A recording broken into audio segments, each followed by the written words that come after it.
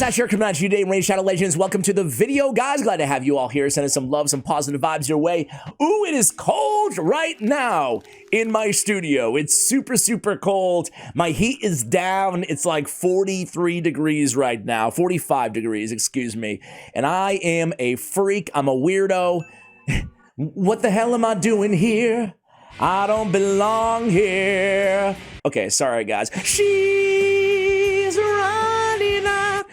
Did you know this is a singing channel? It's a new thing I'm doing here. I'm testing out some, some songs in the intros, I have to quit my job. Anyway, we have Xena Warrior Princess, guys. And listen, all the champion pass drama around this champion, rightfully so. Massive topic of concern and conversation. I have some thoughts. I'm going to share all those in today's video as well with you guys.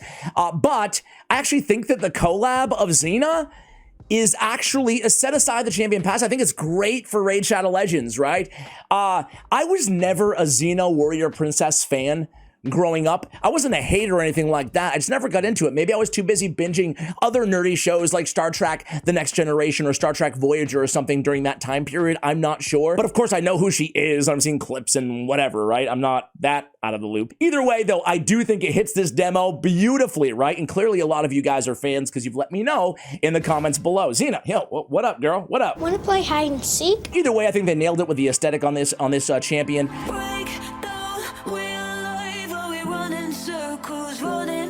But the question of today's video is going to be, and you're going to want to stay tuned to see this arena team, dude. I almost wanted to make this a new video, like a separate video, had nothing to do with Xena, because I love this team so freaking much, and I made a video on them before. Anyway, stay tuned. We'll get there in about 3 or 4 minutes. 3 or 4 minutes. I'm about to start crying. Let's go over Kit really quickly, then I want to talk about the pass, and then I want to talk about what she does and what she doesn't do very well. Honor A1 Sword of Redemption is a 2-time hitter, ignoring defense 3%. For each buff on the target, okay?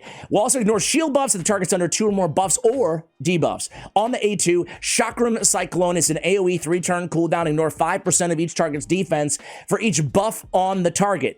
It's also stealing 20% of the turn meter from each enemy. This is beautiful, right? Obviously, if we're attacking 5 enemies and we steal 20% from everybody, we fill up the turn meter again. Even in the arena against 4 enemies, we have a potential 80% turn meter steal, which is really valuable. I love that move, and it can't be resisted if the target's under 2 or more buffs or debuffs. I love that it's buffs or debuffs because whether you have a Madame Sarah setting things up for you on a go first team, or whether the other team goes first and buffs up, or whatever the case may be, you're likely not going to need accuracy on this champion with this A2 if you play your cards right, which I love, right? Whip of Destiny. Very cool animation on this A3. She's got the Indiana Jones, or I guess Xena Warrior Princess. Maybe that's the next collab, Indy, or maybe it's Star Trek. Maybe it's Worf in the game. What would Worf be? Skinwalker? Anyway, I digress. Attacks all enemies, ignoring 10% of the target's defense for each buff on the target, okay? Resets the cooldown of the skill by if we kill 2 or more enemies. So essentially we can come in with the A2, we can steal the turn meter, go again pretty quickly with the A3, kill 2 opponents, come back in and do it all again if everything goes perfectly, right? For the greater good, 3-turn cooldown on the active effect, okay? On the passive, increases champion's attack by 10%. Each time they use an active skill, up to 100%. Very, very nice there. Great for clan boss, great for Hydra clan boss as well. Resets each round. Also has a 50% chance of randomly changing this champion's weak hits to normal, strong, or critical hits. This is great because this is going to mitigate the affinity disadvantage going against spirit affinity champions inside the game. We love it. Active effect fills the champion's turn meter by 100%, places an increased attack, big version buff on this champion for 1 turn whenever 8 or more buffs are placed on the enemy team in a single turn.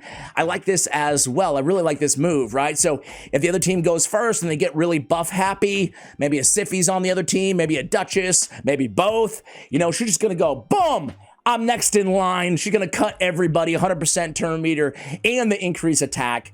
You love to see it. Very cool kit. Attack and arena bows by 33% on the aura as well on Xena. What do people say about her so far? I mean, the reviews are pretty glowing in here. Of course, maybe it's a little bit of buyer's affinity, right? Maybe you're just like, I paid $60 for her, so I'm going to give her a 5 in every category to make myself feel better about my expenditure. Looks like my plan is working. In all sincerity, though, she's a very cool nuker, but she's not a must. I don't think she's a must-have. I think she's very cool. You know, to compare to another nuker in the game, right? And you can argue she's better or worse, and I might agree with you either way. And she's quite different. It's not a direct comparison, meaning that they do the same thing. I'm just talking about like tier level. I would kind of put her in the ballpark of Heffrak, right? So do I think that Heffrak is an absolute game changer? No. Do I think it's a great nuker that almost everybody can use? Yes. So that's kind of how I feel about Xena Warrior Princess. Do I think she's worth the $60 it costs to buy her outright? Hell to the no, man. Like most of these passes, I recommend if you are going to spend on them, right? If you are going to spend, I'm going to show you the build in a second, but I got to get to this arena team. I love it so much. If you are going to spend on these champions, these passes, just buy the pass, you know, for $40 US, and then see if you can complete it, you know, without needing to spend the rest. It's not like you don't, I mean, I bought it because I'm making content for her here on the YouTube channel, you know, for those of you who do pull her in the text event, blah, blah, blah. But I would not, even spending on the game, I wouldn't buy the extra levels. To me, it's kind of dumb, because now here I am every day, right now, clearing these extra, you know, objectives, and I'm getting nothing for it, and it doesn't feel that good because I knew I blew 20 extra US dollars to get the champion. Anyway, what I'm trying to say is it worth it? Hell no. This is the kind of talk I like. It's not even worth the $40, to be honest with you guys, but we're playing Raid Shadow Legends where they charge us for seemingly everything.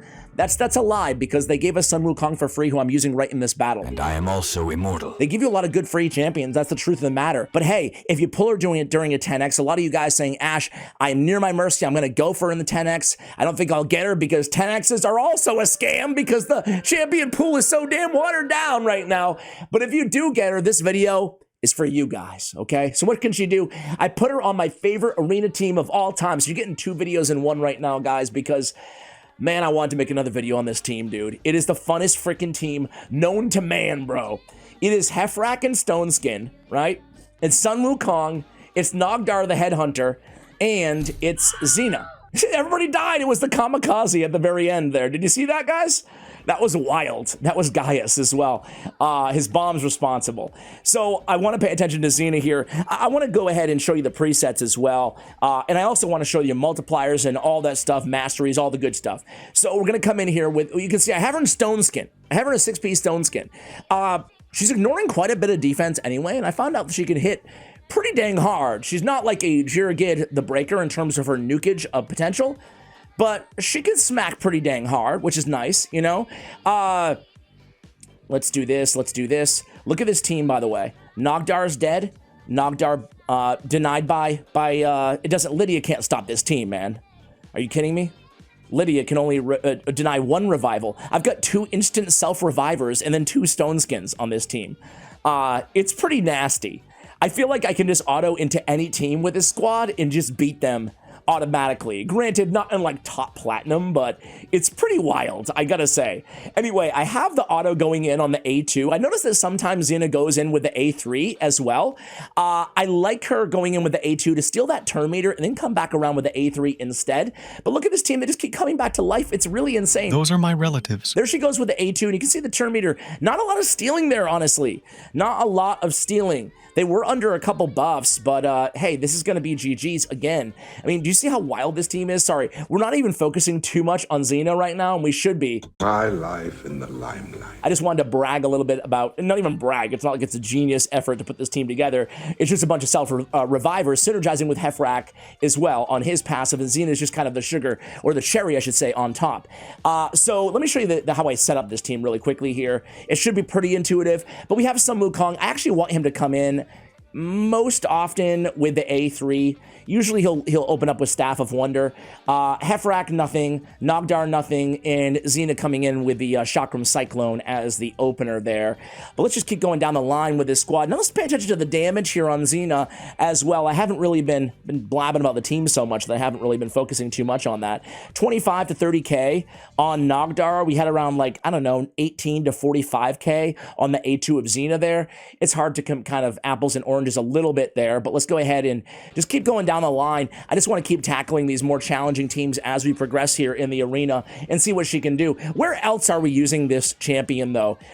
Obviously, she's an arena champion, right? And I hear a lot of people saying, yeah, You know, I don't love PV. I saw this comment on like the Facebook page or something. That's right. I look at the Facebook page of Raid Shadow Legends. I have to. It's my job. All right. I wouldn't normally.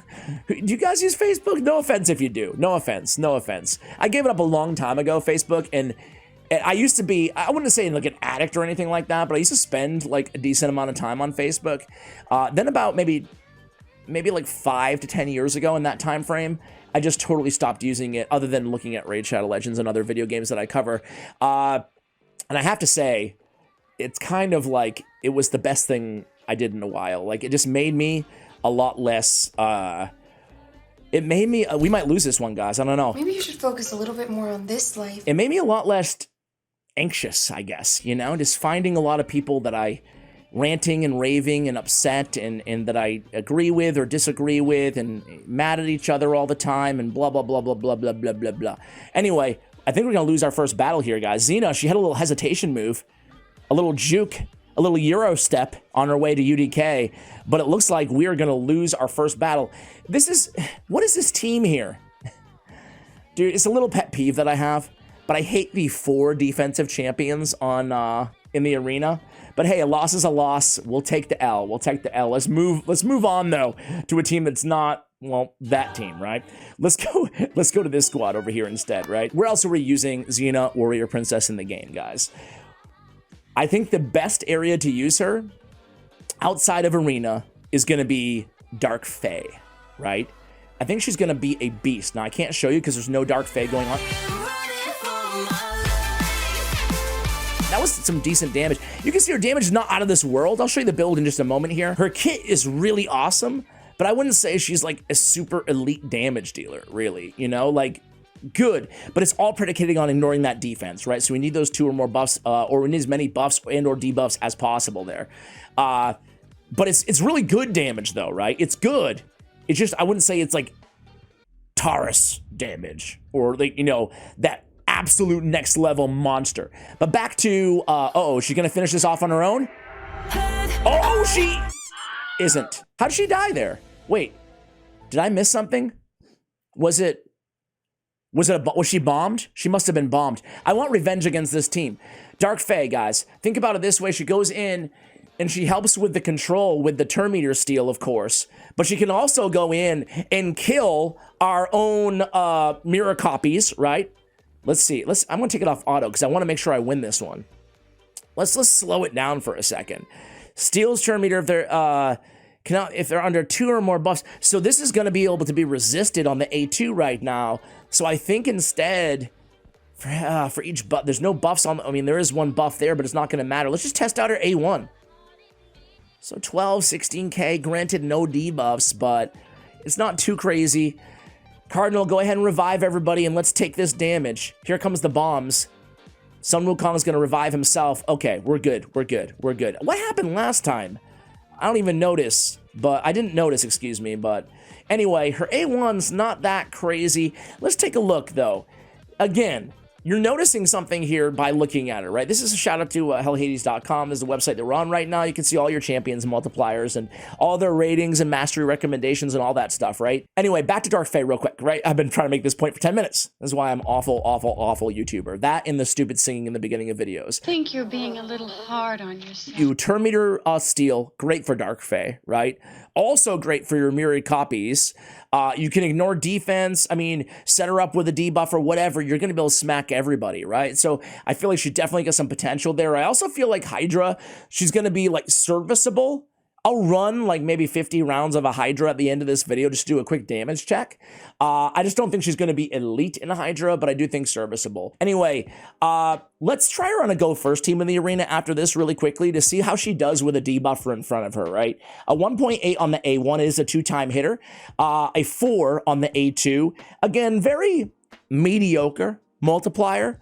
But you do have to factor in all that ignore defense built in the turn meter steal, and then a 4.1 multiplier on the A3. So the multipliers are not out of this world, but they're definitely, you know, they're solid considering the ignore defense built in. Now, of course, I could have her in Savage or Lethal Gear. I think that's probably going to be you know, the most popular build, I would say, for this this champion is Savage or Lethal, but I do like her in Stone Skin as well. Just keep her alive, give the enemy time to get either buffed or debuffed to ignore that extra defense, right? So I think there's two ways you can definitely build this champion. Let's go ahead and, do I have any go first team? I do. Let's take Trunda out, and let's put her in a go first situation instead, just to see how she does here instead with debuffs on the targets. I'm not sure if I'll win this speed race.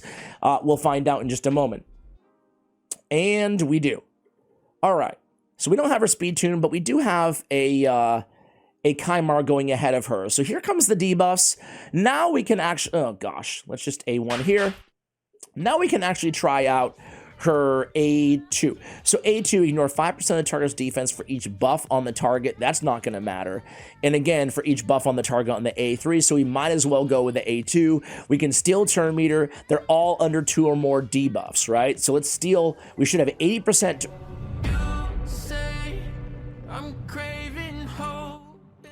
Well, dead. Here we go, guys. Going against this squad. I have to say, I kind of like her better on a go first team so far, right? I'm not sure if I would run her with a 2-piece Stone Skin, though. I think I'd just go with Savage or Lethal on a team like this, right? Okay, we go in, we debuff. Again, I'm going to try her A2 one more time. Boom. I love that there's no weak hits, too. Or I should say, there's a chance of no weak hits. And keep in mind, she powers up as she goes. So she went in with a nuke. The enemy team hasn't even gone yet. And she already gets another turn because of that turn meter steal. That's kind of handy, right? She comes in with an A3, and we're doing, you know, decent damage. Granted, they're not under any buffs. Here comes another, like, fast team here, right? Got Razzlevarg, they got Iron Gut, they got Michinaki. Some of my favorite champs on this squad, honestly. I've been thinking, I pulled Grazer Iron Gut, right? 2 shard. I'm going to open up with the A3 this time just to test the damage. Although I would, not bad. Not bad damage-wise. I pulled Iron Gut.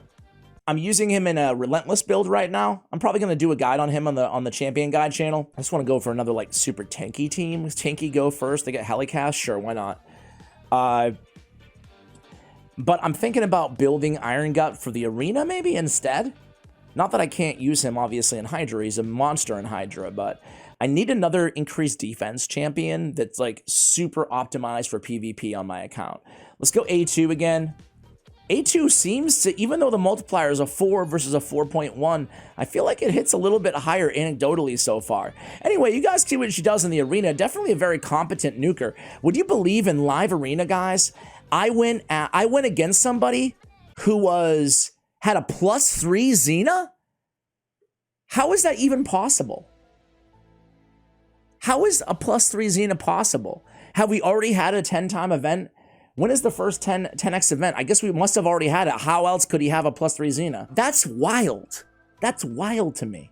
Anyway, that really happened. I digress. Let me show you a quick Hydra. Let me show you the build, and let me show you a quick Hydra. So, TLDR, is she worth it? No. I mean, we're playing a video game that, like I said in the beginning, right? We don't own these characters. We don't even own our account. Legally, we don't even own our account.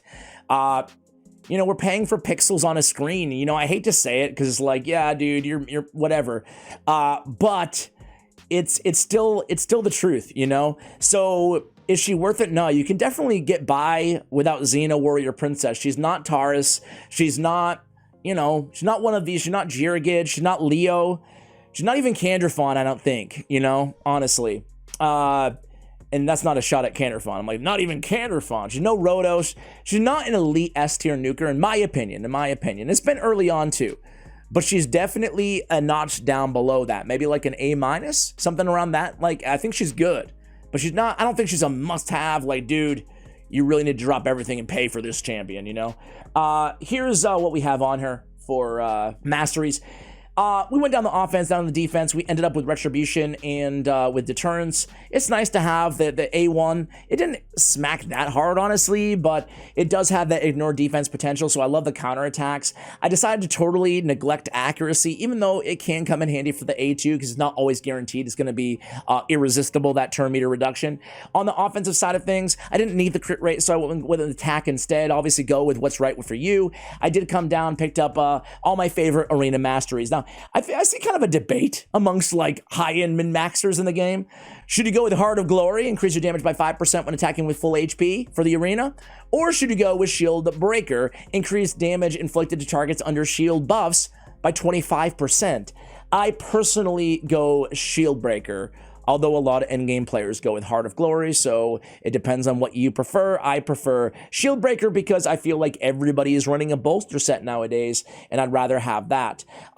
Of course, I come back down Ruthless Ambush. I pick up Bring It Down as well, and we end off with Helm Smasher as our Tier 6 mastery. So those are the masteries, guys. Really quickly on the artifacts, we have total stats you guys can see, 101, 260 on the crit rate, crit damage. Accuracy, I ignored, 210 speed, and 5,700 on the attack. Stat priorities are obviously going to be survivability, depending on where you're using her. In the arena, a little bit less important, but survivability, crit rate, crit damage. I mean, she's fairly easy to build with that irresistible A2 because it's the only reason that you would need accuracy in her kit. And keep in mind, her attack is going to ramp up over time as well. We have attack on the banner, we have crit damage on the amulet, we have attack on the ring, we have crit damage on the gauntlets, we have attack percentage on the chest, we have speed on the boots with a nice ascension there. I didn't even ascend all this gear.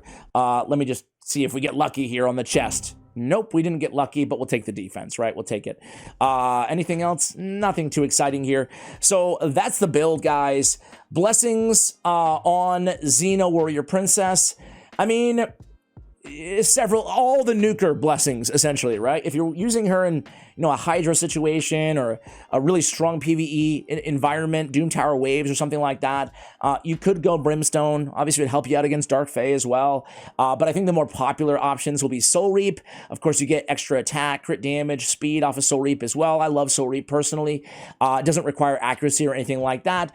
Other options would be potentially Cruelty, as well as Crushing Rend, right, on this champion. I mean, heck, if you wanted to, if you're using her in, like Fire Knight for the Turn Meter Steal and the, double hitter on the A1, you could go Phantom Touch or something like that as well. So those are the options there. Let me run a quick, let me just see where Hell Hades had her ranked. He gives a Clan Boss 4 out of 5, Doom Tower Waves 4 out of 5, Hydra 3.5 out of 5, Fire Knight 4 out of 5, Spider 4 out of 5. Fire Knight and Spider are definitely her best 2 dungeons, and Dark Fae a 5 out of 5. Glad to see that as well, that he agrees there. Arena a 5 out of 5 as well. Overall champion grade is going to be a... I can't find it. I think I saw 4 earlier on this, so I would pretty much agree with that as well. Let me do a quick Hydra run here, guys. We're getting a little bit longer than I intended this video to be. I feel like I've been in an extra rambly mood, so apologies for that. We're just gonna run around the basically the team I already had set up for Hydra Hard.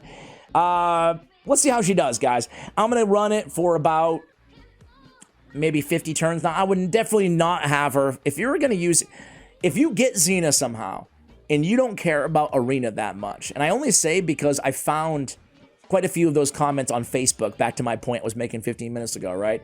That, hey, I don't really like PvE or PvP, but I'm still going to go for Xena. First of all, I think it makes no sense to go for Xena only for PvE, just given the cost, personally.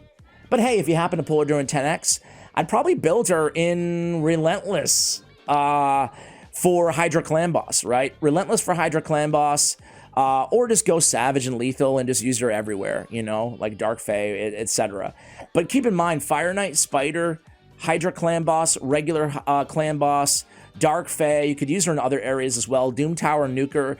I don't think that we should put her in a box as just an arena champion, even though that's clearly where she shines the most, right?